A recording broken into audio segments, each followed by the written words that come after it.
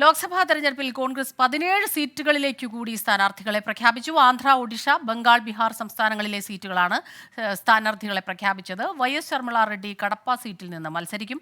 ബീഹാറിലെ കട്ടിഹാറിൽ താരിഖ് അൻവർ സ്ഥാനാർത്ഥിയാകും. ബൽറാം നെടുങ്ങാടി ചേരുന്നുണ്ട് വിവരങ്ങളുമായി. ബൽറാം, മറ്റേതെല്ലാം പ്രമുഖർ മത്സരിക്കുന്നുണ്ട്? ഈ 17-18 പേരെ കൂടി പ്രഖ്യാപിക്കുമ്പോൾ തീർച്ചയായിട്ടും അതിൽ പ്രധാനപ്പെട്ടത് ഏതെല്ലാം മണ്ഡലങ്ങളാണ്?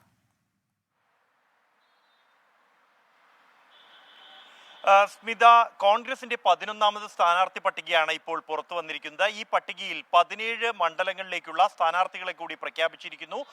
ആന്ധ്രാപ്രദേശിൽ നിന്നുള്ള 5 സീറ്റുകളും, ബീഹാറിൽ നിന്നുള്ള 3 സീറ്റുകളും, ഒഡീഷയിൽ നിന്നുള്ള 8 സീറ്റുകളും, പശ്ചിമ ബംഗാളിൽ നിന്നുള്ള 1 സീറ്റിലെയും സ്ഥാനാർത്ഥിയെയാണ് കോൺഗ്രസ് ഈ പട്ടികയിൽ പ്രഖ്യാപിച്ചിരിക്കുന്നത്. ആന്ധ്രാപ്രദേശിലെ കാക്കിനഡ സീറ്റിൽ പല്ലം രാജു മത്സരരംഗത്തുണ്ട്. ഒപ്പം തന്നെ ഈ പട്ടികയിൽ മത്സരരംഗത്തുള്ളത് ബീഹാറിലെ കാട്ടിഹാർ സീറ്റിൽ നിന്നും താരിഖ് അൻവർ, കേരളത്തിന്റെ നേരത്തെ ചുമതലയുണ്ടായിരുന്ന ACC general secretary Tariq Anwar തന്റെ സിറ്റിംഗ് മണ്ഡലത്തിൽ തന്നെ മത്സരിക്കുന്നു എന്നുള്ളതാണ്. കൂടാതെ മറ്റ് നിരവധി പ്രമുഖർ, പ്രാദേശിക പ്രമുഖരായ ഒട്ടേറെ നേതാക്കൾ ഈ സ്ഥാനാർത്ഥി പട്ടികയിലും ഇടം പിടിച്ചിട്ടുണ്ട്.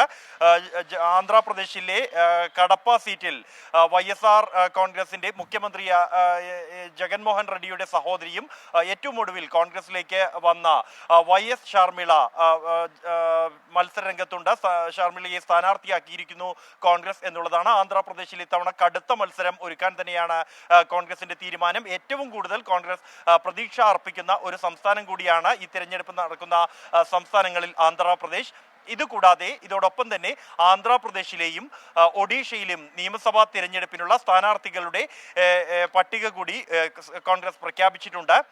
ആന്ധ്രാപ്രദേശിലെ 114 സ്ഥാനാർത്ഥികളെയും ഒഡീഷയിലെ 49 സ്ഥാനാർത്ഥികളുടെയും പട്ടികയാണ് കോൺഗ്രസ് പ്രഖ്യാപിച്ചിരിക്കുന്നത്. സ്മിത.